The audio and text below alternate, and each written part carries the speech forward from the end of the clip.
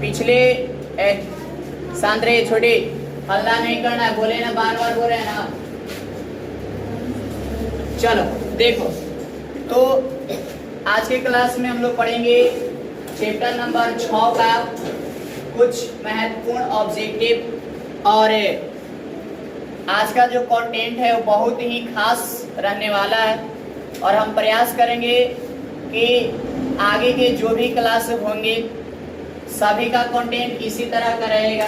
ठीक है, आज हम लोग चैप्टर 6 का, जिसका नाम है क्या, वंशागति के आणविक आधार, और हम लोग अभी क्या करने वाले उसका ऑब्जेक्टिव प्रैक्टिस। ठीक है, चलिए तो ऑब्जेक्टिव प्रैक्टिस के लिए तैयार रहिए। क्या पढ़े हैं नहीं पढ़े हैं उसको सब भूल जाइए, बस अभी जो पढ़ाएंगे वो बहुत खास होने वाला है। ठीक है, चलिए टेंशन नहीं लेना है, आइए समझने का प्रयास करेंगे।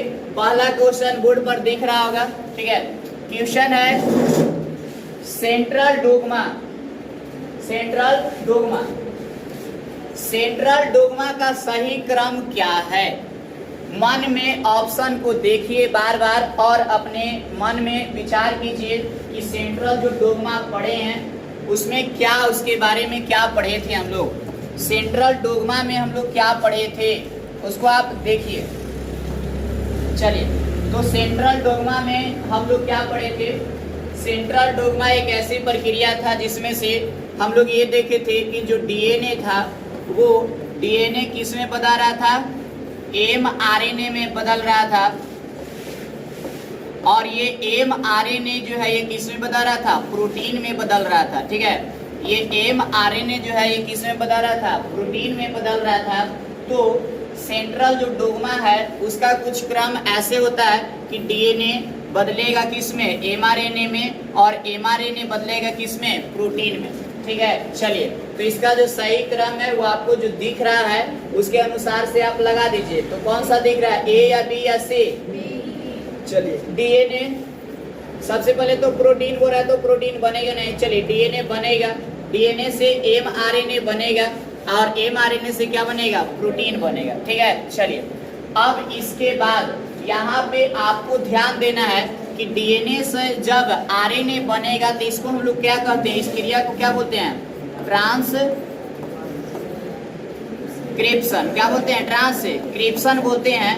और इसके बाद अगर देखा जाए कि डीएनए से खुद डीएनए ही बन जाने की क्रिया को हम लोग क्या बोलते हैं? रेप्लिकेशन। क्या बोलते हैं? रेप्लिकेशन। डीएनए से डीएनए बन जाने की क्रिया को हम लोग क्या बोलते हैं? रेप्लिकेशन। और वह प्रक्रिया जिसमें एमआरएनए की सहायता से क्या बनती है? प्रोटीन बनता है। तो ऐसे क्रिया को हम लोग बोलते हैं ट्रांसलेशन।